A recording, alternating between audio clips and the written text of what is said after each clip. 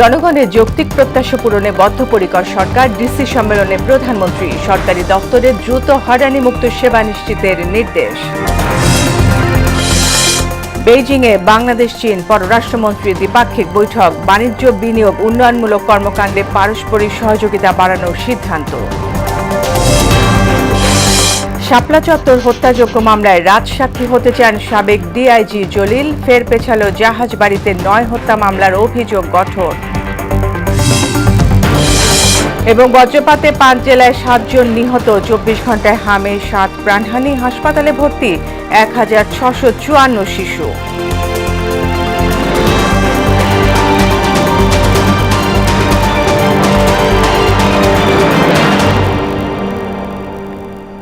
আসসালামু আলাইকুম। মোহনা সংবাদে সবাইকে স্বাগত। এতক্ষণ শুনছিলেন শিরোনাম, পুরো সংবাদে সঙ্গে আছি ফারজানা ইয়াসমিন।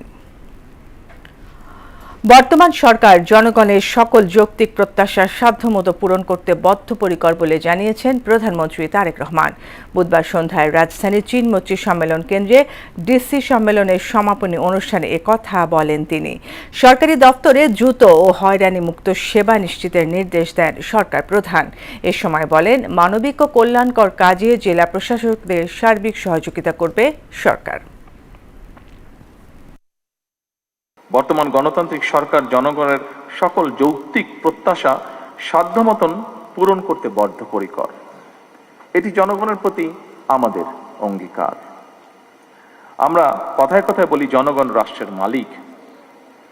জনগণ যদি সত্যিই রাষ্ট্রের মালিক হয়, তাহলে এই মালিক অর্থাৎ সেবা গ্রহীতা যারা, তারা যখন অফিস আদালতে তাদের সমস্যা নিয়ে যান, তারা যেন আপনাদের সেবায় কিছুটা হলেও রাষ্ট্রের মালিকানা অনুভব করতে পারেন, সেটি নিশ্চিত করা কিন্তু আপনাদের দায়িত্বের একটি অংশ বলে আমি মনে করি।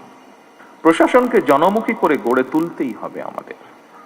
সেই কাজটি আপনাদের ভূমিকার উপরে বলা যায় প্রায় পুরোপুরি নির্ভর করে। আমাদের সরকার এমন একটি জনমুখী সরকার প্রশাসন চায়, যেখানে সরকারি দপ্তরে সাধারণ মানুষ সম্মানের সাথে দ্রুত, স্বচ্ছ এবং হয়রানি মুক্তভাবে সেবা পাবে। এই বিষয়টি আপনারা নিশ্চিত করতে সক্ষম। বাংলাদেশ ও চীনের মধ্যে বিদ্যমান সমন্বিত কৌশলগত সহযোগিতামূলক অংশীদারিত্ব আরও সুদৃঢ় করার অঙ্গীকারের মধ্য দিয়ে বেইজিংয়ে অনুষ্ঠিত হয়েছে দুই দেশের পররাষ্ট্রমন্ত্রীদের দ্বিপাক্ষিক বৈঠক। বুধবার বেইজিংয়ের ঐতিহাসিক দিয়াও উতাই স্টেট গেস্ট হাউসে বাংলাদেশের পররাষ্ট্রমন্ত্রী ডক্টর খলিলুর রহমান এবং চীনের পররাষ্ট্রমন্ত্রী ওয়াং ইও গুরুত্বপূর্ণ বৈঠকে মিলিত হন। এতে উভয় নেতা বাণিজ্য, বিনিয়োগ, অবকাঠামোগত সংযোগ এবং উন্নয়নমূলক কর্মকাণ্ডে পারস্পরিক সহযোগিতা গভীরতর করার বিষয়ে আলোচনা করেন। বাংলাদেশের পক্ষ থেকে অর্থনৈতিক স্থিতিশীলতা ও অবকাঠামোগত উন্নয়নে চীনের অব্যাহত সহায়তার উপর গুরুত্ব আরোপ করা হয়। অন্যদিকে চীন বাংলাদেশের উন্নয়ন অগ্রযাত্রায় পাশে থাকার প্রতিশ্রুতি পুনর্ব্যক্ত করে।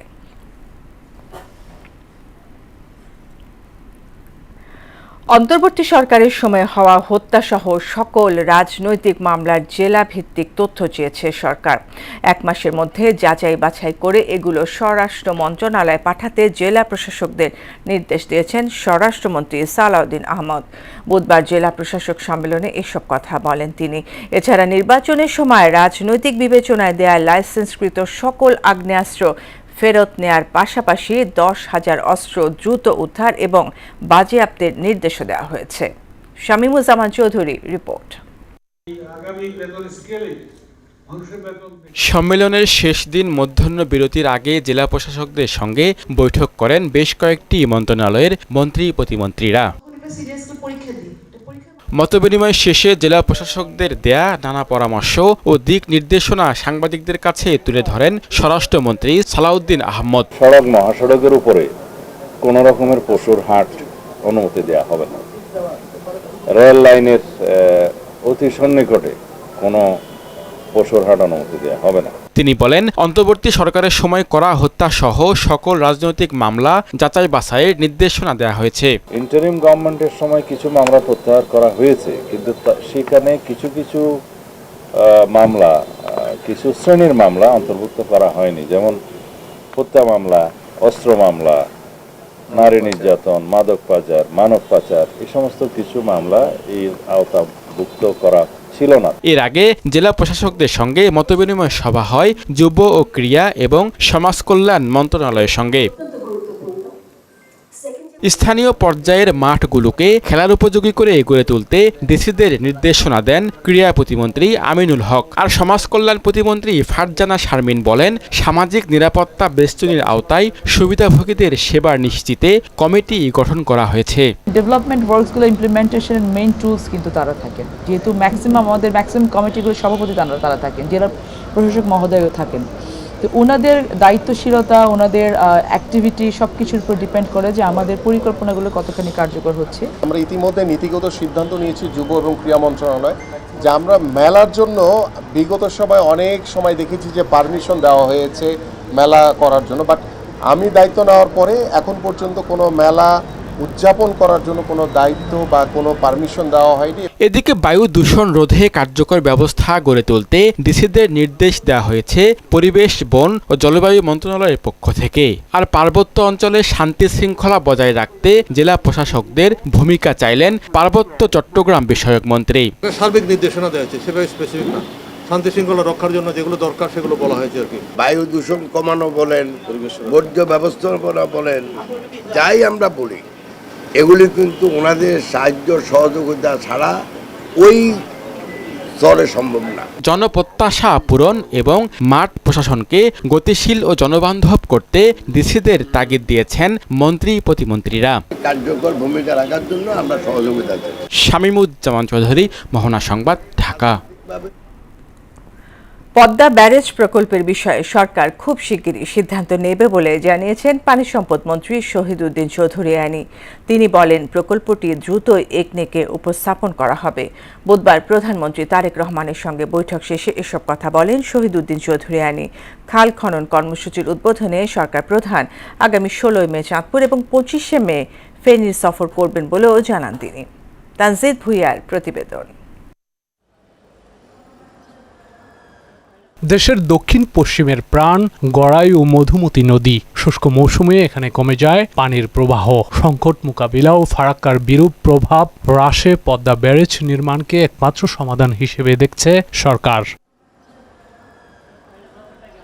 বুধবার সচিবালয়ে প্রধানমন্ত্রী তারেক রহমানের সঙ্গে পানি সম্পদ ব্যবস্থাপনা বিষয়ক সভায় এ বিষয়ে আলোচনা করেন সংশ্লিষ্টরা। সভা শেষে পানি সম্পদ মন্ত্রী শহীদ উদ্দিন চৌধুরী এনি বলেন, পদ্মা ব্যারেজ প্রকল্পের বিষয়ে খুব শিগগিরই সিদ্ধান্ত নেবে সরকার। বৈঠকে তিস্তা মহাপরিকল্পনা নিয়েও আলোচনা হয়। এই প্রজেক্টটা খুব শীঘ্রই একটা মিটিংয়ে উপস্থাপন হবে, আলোচনা হবে এবং সিদ্ধান্ত গৃহীত হবে। এর বাহিরে তিস্তা মহাপরিকল্পনা, সেটি আরেকটা গুরুত্বপূর্ণ প্রজেক্ট।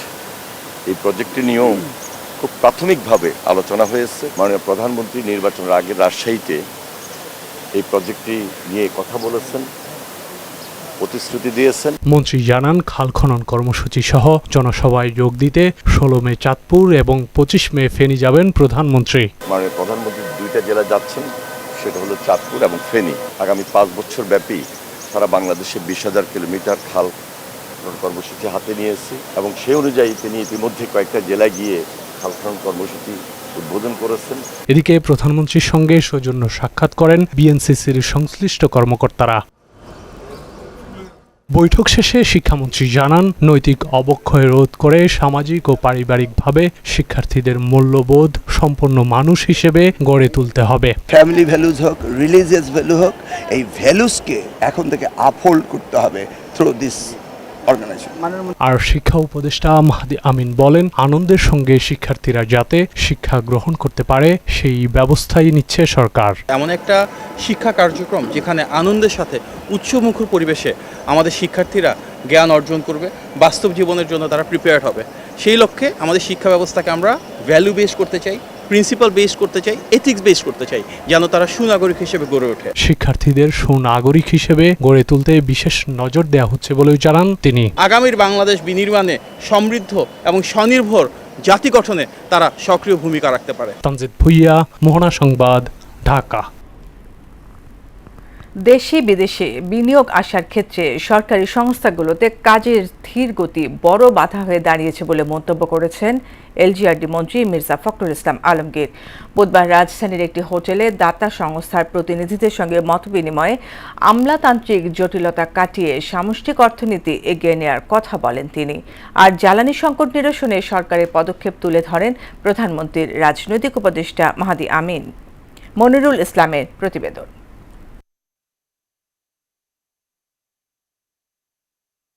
নানান টানাপোড়েনে কমছে দেশি বিদেশি বিনিয়োগ, যা সামগ্রিক অর্থনৈতিক প্রবৃদ্ধির জন্য বড় ধাক্কা। তার উপর সাম্প্রতিক জ্বালানি সংকট, জীবাশ্ম জ্বালানি নির্ভরতা এই চাপকে আরও ঘনীভূত করছে। আস্থা সংকট থাকায় এ খাতে বিনিয়োগের হারও শূন্যের কোটায়। এমন বাস্তবতায় বিদেশি দাতা সংস্থা ও বন্ধু রাষ্ট্রের সঙ্গে বৈঠকে বসে সরকার। সমাধান নিয়ে চলে দীর্ঘ আলোচনা, যার কেন্দ্রবিন্দুতে ছিল জ্বালানি খাত। সরকারের যে কোনো পদক্ষেপে পাশে থাকার আগ্রহ প্রকাশ করেন ইউরোপীয় ইউনিয়ন চেম্বার অব কমার্স বাংলাদেশের চেয়ারপারসন নুরিয়া লোপেজ। বিনিয়োগ আনতে হলে আস্থা অত্যন্ত গুরুত্বপূর্ণ। বিনিয়োগকারীদের মধ্যে দেশের নীতি, ব্যবস্থা এবং দীর্ঘমেয়াদী পরিকল্পনা সম্পর্কে বিশ্বাস তৈরি করতে হবে। সুতরাং আমাদের সম্মিলিত প্রচেষ্টা হতে হবে এমন একটি পরিবেশ তৈরি করা, যা একদিকে বাংলাদেশের উন্নয়নের জন্য উপকারী হবে, অন্যদিকে বৈশ্বিক বিনিয়োগকারীদের কাছেও আকর্ষণীয় ও নির্ভরযোগ্য হয়ে উঠবে। প্রধানমন্ত্রীর মুখপাত্র মাহাদি আমিন বলেন, কেবল সমস্যা চিহ্নিত নয়, তার সমাধানের ক্ষেত্রেও করণীয় নির্ধারণ করবে সরকার। আমরা চাই গণতান্ত্রিক প্রতিটি রাজনৈতিক দল, প্রতিটি রাজনৈতিক প্রতিষ্ঠান, প্রতিটি মানুষ যতক্ষণ পর্যন্ত মানবাধিকার থাকবে, আইনের অনুশাসন থাকবে, বাক স্বাধীনতা থাকবে, গণতান্ত্রিক মূল্যবোধ থাকবে, আমাদের ভিন্ন মত ভিন্ন পথকে ধারণ করে কিন্তু আমরা এই বাংলাদেশকে সামনের দিকে এগিয়ে নিয়ে যেতে পারবো। সরকারি সংস্থাগুলোতে কাজের ধীরগতি বিনিয়োগের প্রধান অন্তরায়, এমন মন্তব্য করে এলজিআরডি মন্ত্রী মির্জা ফখরুল ইসলাম আলমগীর বলেন, এসব বাধা দূর করে বাংলাদেশকে বিনিয়োগ বান্ধব করা হবে। বিনিয়োগের ব্যাপারে সবচেয়ে বড় যে বাধাটা হয়ে দাঁড়িয়েছে তাদের মতে, তারা বলছেন যে এখানে আমাদের যে এজেন্সিগুলো আছে, সরকারের এজেন্সিগুলো যেগুলো আছে, সেই এজেন্সিগুলো খুব স্লো, ধীর গতিতে চলে। আমরা বলেছি যে আমরা চেষ্টা করছি যে সেই সমস্ত বিষয়গুলোকে ঠিক করে নিয়ে আসার জন্য, আমাদের ব্যুরোক্রেসিকে সঠিকভাবে ঠিক করা এবং এনভায়রনমেন্ট, আপনার ইনভেস্টমেন্ট এনভায়রনমেন্টটা তৈরি করা। জ্বালানি সাশ্রয়ে গ্যাসের কূপ অনুসন্ধানে 3 মাসের মধ্যেই টেন্ডার প্রক্রিয়া শুরুর কথাও জানান তিনি। গ্যাস এবং তেল উত্তোলন করবার যে কাজগুলো, সেগুলো আমরা শুরু করেছি ইতিমধ্যে। 3 মাস পরের মধ্যেই আমরা সেটাতে আপনার টেন্ডারে যাব বলে আমরা আশা করছি। মনিরুল ইসলাম, মোহনা সংবাদ, ঢাকা। কল্যাণপুর জাহাজবাড়িতে 9 জন হত্যা মামলায় শেখ হাসিনা সহ 8 জনের বিরুদ্ধে অভিযোগ গঠনের শুনানি ফের পিছিয়ে 7 জুন ধার্য করেছেন ট্রাইব্যুনাল। এদিকে শাপলা চত্বরে হত্যা মামলায় রাজসাক্ষী হওয়ার ইচ্ছার কথা জানান মামলার অন্যতম আসামি পুলিশের সাবেক ডিআইজি আব্দুল জলিল মণ্ডল। এছাড়া সংরক্ষিত নারী আসনে এনসিপির নেত্রী মনিরা শারমিনের প্রার্থিতা বাতিল কেন অবৈধ ঘোষণা করা হবে না তা জানতে চেয়ে রুল জারি করেন হাইকোর্ট। মুদাসির আলীর প্রতিবেদন। 2016 সালের 25 জুলাই রাজধানীর কল্যাণপুরের জাহাজবাড়িতে জঙ্গি আখ্যা দিয়ে 9 জন হত্যার ঘটনায় মানবতা বিরোধী অপরাধ মামলায় শেখ হাসিনা সহ 8 জনের বিরুদ্ধে অভিযোগ গঠনের শুনানি আবারও পিছিয়েছে। বুধবার প্রসিকিউশন 1 মাস সময় চাইলে 7 জুন দিন ধার্য করেন আন্তর্জাতিক অপরাধ ট্রাইব্যুনাল 1। একই ট্রাইব্যুনালে অসুস্থতাজনিত কারণে জামিন চান শাপলা চত্বরের হত্যাযজ্ঞ মামলায় অন্যতম আসামি সাবেক ডিআইজি আব্দুল জলিল মণ্ডল। একই সঙ্গে এ মামলার রাজসাক্ষী হওয়ার ইচ্ছাও প্রকাশ করেন তিনি, যদিও তার এই আবেদন গ্রহণ করেননি ট্রাইব্যুনাল। মাননীয় আদালত বলছে যে আপনার তো চিকিৎসা চলছে, তবে সিরিয়াস কিছু তো না, এবং আমাদের অনারেবল আপিল ট্রাইব্যুনালের একজন মাননীয় বিচারপতির নাকি আরও অনেকগুলা ব্লক নিয়ে উনি নিয়মিত কোর্ট করতেছেন, এই ধরনের একটা মতামত উল্লেখ করে মাননীয় অনারেবল ট্রাইব্যুনাল আমার জামিনের আবেদনটা বিবেচনা করেননি। এদিকে ট্রাইব্যুনাল 2-এ কুষ্টিয়ায় 6 জন হত্যা মামলায় জাসদ সভাপতি হাসানুল হক ইনুর আদালত অবমাননার অভিযোগ তুলে ধরেন প্রসিকিউশন পক্ষ। সবথেকে উনি মারাত্মক যে বক্তব্যটা দিয়েছেন যে আমার এই বক্তব্যে আদালতের কি রায় পরিবর্তন হবে, তাহলে আমি কি বলব। অর্থাৎ আদালতকে উনি চ্যালেঞ্জ করেছেন যে আদালত এই রায় দেয় না, রায় অন্য কোথা থেকে অন্য কেউ দেয়। এই বিষয়টা বলার পর ওনাদের আইনজীবীকে অনারেবল ট্রাইব্যুনাল ডাকলেন এবং জিজ্ঞাসা করলেন যে এটা আপনাদের কাছ থেকে হয়েছে কিনা ওনারা স্বীকার করলেন, অ্যাপোলজি চাইলেন, অনারেবল ট্রাইব্যুনাল আদেশ দিলেন যে ঠিক আছে এটা আপনারা ফেরত নেন, কারেকশন করে দেন। অন্যদিকে ত্রয়োদশ জাতীয় সংসদের সংরক্ষিত নারী আসনে এনসিপি নেত্রী মনিরা শারমিনের প্রার্থিতা বাতিলের সিদ্ধান্ত কেন অবৈধ ঘোষণা করা হবে না তা জানতে চেয়ে রুল জারি করেন হাইকোর্ট। বিচারপতি রাজিক আল জলিল ও বিচারপতি দেবাশিস রায় চৌধুরীর সমন্বয়ে গঠিত হাইকোর্ট বেঞ্চ এই রুল জারি করেন। সুপ্রিম কোর্টকে আমরা দেখাতে সক্ষম হয়েছি, হাইকোর্ট ডিভিশনকে, যে মনিরা শারমিনের যে পদত্যাগপত্রটি ছিল সেটা আসলে একটা টার্মিনেশন ছিল, সেটা সরাসরি একজন এমপ্লয়ির পক্ষ থেকে, এবং এইটা আরপিওর সেই বিধিনিষেধের মধ্যে পড়ে না। সুতরাং মনিরা শারমিন একজন বৈধ প্রার্থী। মুদাসসির আলী, মোহনা সংবাদ, ঢাকা। সারা দেশে বজ্রপাতে 5 জেলায় 7 জন নিহত হয়েছে। নওগাঁর মহাদেবপুর ও নিয়ামতপুর উপজেলার কয়েক স্থানে বজ্রপাতে 3 কৃষি শ্রমিকের মৃত্যু হয়েছে। বুধবার এসব ঘটনা ঘটে। নিহতরা সবাই মাঠে ধান কাটার কাজ করছিলেন। অন্যদিকে নাটোরের লালপুরে বজ্রপাতে আজিজ মণ্ডল নামে এক কৃষকের মৃত্যু হয়েছে। সুলতানপুর চর এলাকায় মাঠে এই ঘটনা ঘটে। কুড়িগ্রামের নাগেশ্বরীতে ধান কাটতে গিয়ে বজ্রপাতে ওবায়দুল হক নামের এক কৃষকের মৃত্যু হয়েছে। বুধবার দুপুরে উপজেলার বদি জমাপুর গ্রামে এই ঘটনা ঘটে। বিষয়টি নিশ্চিত করেছেন নাগেশ্বরী থানা পুলিশের ভারপ্রাপ্ত কর্মকর্তা আব্দুল্লাহ হিল জামান। এছাড়া সিরাজগঞ্জ ও জামালপুরে একজন করে 2 জনের মৃত্যুর খবর পাওয়া গেছে। সারা দেশে গেল 24 ঘন্টায় হাম ও এর উপসর্গে 7 জনের মৃত্যু হয়েছে। তাদের মধ্যে 2 জন নিশ্চিত হামে মৃত্যুবরণ করেছে বলে জানিয়েছে স্বাস্থ্য অধিদপ্তর। বাকি 5 জনের মৃত্যু হয়েছে হামের উপসর্গ নিয়ে। স্বাস্থ্য অধিদপ্তরের তথ্য মতে বিভিন্ন হাসপাতালে হাম ও এর উপসর্গ নিয়ে নতুন ভর্তি হয়েছে 1654 শিশু। 15ই মার্চের পর থেকে এ পর্যন্ত হামে 56 জনের মৃত্যু হয়েছে।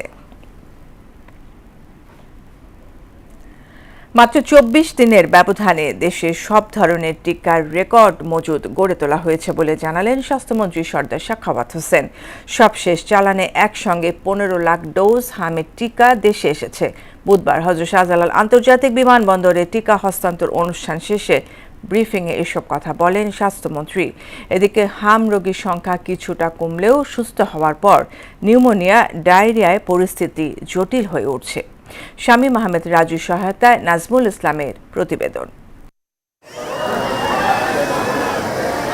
উদ্বেগজনক পর্যায়ে পৌঁছেছে হাম পরিস্থিতি। প্রতিদিনই বাড়ছে রোগীর চাপ। দৈনিক প্রাণহানি 8 থেকে 10 জন করে।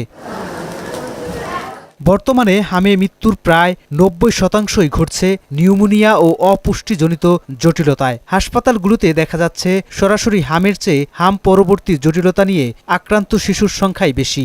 হ্যাঁ, আজকে আবার জ্বরটা উঠছে 102 জ্বর, হাত পাও একবারে ঠান্ডা হয়ে গেছে।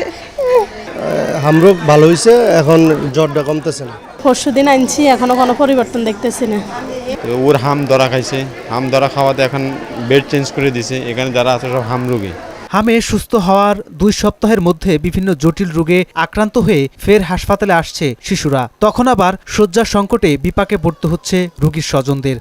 গতকালকে আমাদের হামরোগ ধরা হয়েছে, ডাক্তার বলছে ইমার্জেন্সি রোগী দেখছি রাতে 12টার দিকে। এখন আবার লিখে দিচ্ছে আমাদের এখানে সিট নাই, পুরো হাম। পরে বলছে যে এই জায়গায় আমাদের সিট নাই, আপনারা অন্য কোথাও দেখেন। চিকিৎসকরা জানান ডেঙ্গুর চেয়ে হাম ভয়াবহ আকার ধারণ করেছে। এছাড়া হামের চিকিৎসা দীর্ঘমেয়াদী হওয়ায় দ্রুত এই পরিস্থিতি উতরে ওঠা সম্ভব হবে না। আমাদের যে ডেঙ্গু এবং কোভিডটা আমরা যেভাবে ভয় পেয়েছি, হামকে কিন্তু আমরা ওইভাবে ভয় পাইনি। কারণ হাম আমাদের ইমিউনাইজ করা, মানে ভ্যাকসিনেশন করা ছিল এবং আমরা একটা নিশ্চিত লাইফ লিড করতেছিলাম। কিন্তু ডেঙ্গুতে দেখা গেল আমাদের প্রতি বছরে আমাদের হাসপাতালে 1 জন বা 2 জনের মৃত্যু হয় না, কিন্তু এবার হামে কিন্তু আমাদের ক্যাজুয়ালিটি অনেক বেশি। সুখবর হচ্ছে দেশে টিকার পর্যাপ্ত মজুদ গড়ে তুলতে পেরেছে সরকার। সর্বশেষ চালানে হামের 15 লাখ ডোজ টিকা দেশে পৌঁছেছে, আর টিটেনাস এসেছে 90,000 ডোজ। বুধবার হযরত শাহজালাল আন্তর্জাতিক বিমানবন্দরে টিকার এসব চালান গ্রহণ করে স্বাস্থ্যমন্ত্রী সরদার সাখাওয়াত হোসেন বলেন, বর্তমান মজুদে টিকা নিয়ে আর সংকট হবে না। আমাদের সকল ভ্যাকসিনের একটা বাম্পার স্টক সরবরাহ নিতে সক্ষম হয়েছি। এটা একটা record as per who and UNICEF people. আপনাদেরকে আমরা দৃঢ়তার সাথে বলি, ইনশাআল্লাহ আমাদের ভ্যাকসিনের কোনো রকম ঘাটতি নেই। অন্তর্বর্তী সরকারের ভুল সিদ্ধান্তে টিকাদান কর্মসূচি ক্ষতিগ্রস্ত হয় বলেও অভিযোগ করেন তিনি। শর্টেজ অফ ভ্যাকসিন, যেটার জন্য বিগত সরকাররা দায়ী, তারা শূন্য স্টক রেখে গেছে। নাজমুল ইসলাম, মোহনা সংবাদ, ঢাকা। রোহিঙ্গা সংকট বাংলাদেশের অর্থনীতির উপর চাপ সৃষ্টি করেছে বলে জানিয়েছেন পররাষ্ট্র প্রতিমন্ত্রী শামা ওবায়েদ। বুধবার কক্সবাজারের শরণার্থী ত্রাণ ও প্রত্যাবাসন কমিশন কার্যালয়ে আইন শৃঙ্খলা বাহিনী, এনজিও ও আইএনজিও কর্মকর্তাদের সঙ্গে মতবিনিময় সভা শেষে সাংবাদিকদের ব্রিফিংয়ে তিনি এ কথা বলেন। এ সময় তিনি আরও বলেন, বিশ্বে যুদ্ধ পরিস্থিতিতে চাপা পড়ে যাচ্ছে রোহিঙ্গা সংকট, তবে প্রত্যাবাসন বাস্তবায়ন করতে মিয়ানমারের সব পক্ষের সঙ্গে আলোচনা করে যাচ্ছে বাংলাদেশ। এত যুদ্ধ সব জায়গায় হচ্ছে যে রোহিঙ্গা সমস্যাটা চাপা পড়ে যাচ্ছে, কিন্তু রোহিঙ্গা সমস্যাটা রেলেভেন্ট এবং রোহিঙ্গা সমস্যাটা বাস্তব, এটা রিয়ালিটি পৃথিবীর জন্য, বাংলাদেশের জন্য, এবং বাংলাদেশের অর্থনীতির উপর একটা বিশাল চাপ। এই জনগোষ্ঠীকে তার সম্মানের সাথে, ডিগনিটির সাথে, সেফটি সিকিউরিটি এনশিওর করে তাদেরকে তাদের দেশে, তাদের মাটিতে আমরা ফেরত পাঠাতে চাই। কাপ্তাই হ্রদ যাতে দূষিত না হয় সে ব্যাপারে সংশ্লিষ্টদের সর্বোচ্চ ব্যবস্থা নেওয়ার আহ্বান জানিয়েছেন মৎস্য ও প্রাণী সম্পদ প্রতিমন্ত্রী সুলতান সালাউদ্দিন টুকু। বুধবার বিকেলে বাংলাদেশ মৎস্য উন্নয়ন কর্পোরেশন বিএফডিসি রাঙামাটির মৎস্য অবতরণ ঘাটে মাছের পোনা অবমুক্তকরণ ও মৎস্যজীবীদের মাঝে ভিজিএফের চাল বিতরণ অনুষ্ঠানে প্রধান অতিথির বক্তব্যে তিনি একথা বলেন। এ সময় বিএফডিসি রাঙামাটি আনুমানিক 60 মেট্রিক টন কার্প জাতীয় মাছের পোনা কাপ্তাই হ্রদে অবমুক্ত করবে বলে জানা গেছে। মনে রাখতে হবে যে এই সম্পদটি আমাদের দেশের সম্পদ, সকলের সম্পদ। এই কাপ্তাই লেক, এটাকে কখনোই আমরা ময়লা আবর্জনা ফেলবো না, এটাকে নোংরা করব না। এটা যদি নিজের থেকে আমরা সচেতন হই তাহলে অনেকাংশেই দেখা যাবে এটা আমরা দূষণমুক্ত রাখতে পারবো।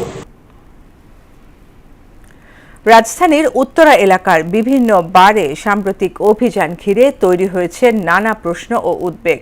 ব্যবসায়ীরা বলছেন, সরকারি নিয়ম মেনে ব্যবসা পরিচালনা করলেও বারবার অভিযানের মুখে পড়তে হচ্ছে তাদের। অন্যদিকে প্রভাবশালী অসাধু চক্রের চাঁদাবাজিতেও দিশেহারা তারা। অভিযোগ রয়েছে, বৈধ লাইসেন্স থাকা সত্ত্বেও নিয়মিত তদারকির নামে তৈরি করা হচ্ছে এক ধরনের আতঙ্কের পরিবেশ। তবে আইন সংশ্লিষ্টরা বলছেন, নিয়ম মেনে চললে হয়রানির কোনো সুযোগ নেই। বিস্তারিত তরিকুল ইসলামের প্রতিবেদনে। রাজধানীর উত্তরার বিভিন্ন অনুমোদিত বারগুলোতে নিয়মিত তদারকির নামে সৃষ্টি হচ্ছে নানা ধরনের চাপ ও উদ্বেগ। ব্যবসায়ীদের দাবি, মাদকদ্রব্য নিয়ন্ত্রণ অধিদপ্তরের লাইসেন্স, ভ্যাট ট্যাক্স সহ প্রয়োজনীয় সব বৈধ কাগজপত্র থাকা সত্ত্বেও তাদের নানাভাবে হয়রানির শিকার হতে হচ্ছে। অভিযানের ভয় দেখিয়ে একটি প্রভাবশালী চক্র নিয়মিতভাবে মোটা অঙ্কের মাসোহারা আদায়ের অভিযোগ রয়েছে। এই বিদেশি ভাইরা মোটামুটি নেই, দেশের যারা দু একজন পারমিটধারী অ্যালকোহল গ্রহণকারী আসেন, ইন্দ্রা তো আসেনি না, বিদেশি ভাইয়ারও আমাদের এখান থেকে মোটামুটি কমে গেছে আতঙ্কে, যে এই মব সৃষ্টিকারীরা কোনো বিপদে না ফেলে। আমরা কিন্তু ইয়ারলি গভর্নমেন্টকে অনেক বড় একটা অ্যামাউন্টের ট্যাক্স পেমেন্ট করি। মদ্যপান করার জন্য পারমিট থাকার পরেও যখন প্রশাসন ঢুকে, প্রশাসনের পাশাপাশি সাংবাদিকরাও ঢুকতেছে এবং ওরা এক প্রকার জোর করে ভিডিও ধারণ করতেছে।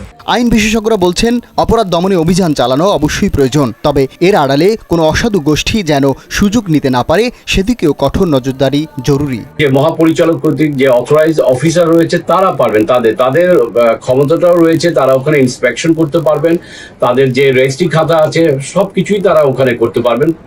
আপনার বিশেষভাবে উল্লেখযোগ্য হচ্ছে ওখানে কোনো পুলিশ ঢুকতে পারছে না। এদিকে মাদকদ্রব্য নিয়ন্ত্রণ অধিদপ্তরের কর্মকর্তারা বলছেন, লাইসেন্সবিহীন বারে পুলিশ অভিযান পরিচালনা করতে পারে, তবে লাইসেন্সধারী প্রতিষ্ঠানে অভিযান চালাতে হলে সংশ্লিষ্ট অধিদপ্তরের উপস্থিতি থাকতে হবে। একটা বারে একটা মার্ডার কেসের আসামি আছে, তাকে যদি ধরতে যায় সেটা তো আমাদের থাকার প্রয়োজন পড়ে না, কিন্তু লাইসেন্স ম্যানেজমেন্টের বিষয় থাকলে অবশ্যই আমাদের সাথে কনসাল্ট করা উচিত, যেহেতু দুইটাই সরকারি সংস্থা।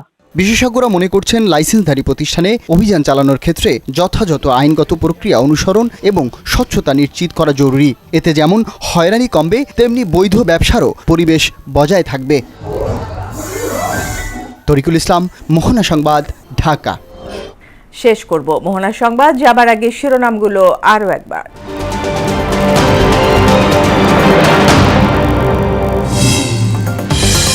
জনগণের যৌক্তিক প্রত্যাশা পূরণে বদ্ধপরিকর সরকার, ডিসি সম্মেলনে প্রধানমন্ত্রী। সরকারি দপ্তরে দ্রুত হয়রানিমুক্ত সেবা নিশ্চিতের নির্দেশ। বেইজিংয়ে বাংলাদেশ চীন পররাষ্ট্রমন্ত্রীর দ্বিপাক্ষিক বৈঠক, বাণিজ্য, বিনিয়োগ, উন্নয়নমূলক কর্মকাণ্ডে পারস্পরিক সহযোগিতা বাড়ানোর সিদ্ধান্ত। শাপলা চত্বর হত্যাযজ্ঞ মামলায় রাজসাক্ষী হতে চান সাবেক ডিআইজি জলিল। ফের পেছালো জাহাজবাড়িতে 9 হত্যা মামলার অভিযোগ গঠন। এবং বজ্রপাতে 5 জেলায় 7 জন নিহত। 24 ঘন্টায় হামে 7 প্রাণহানি। হাসপাতালে ভর্তি 1654 শিশু।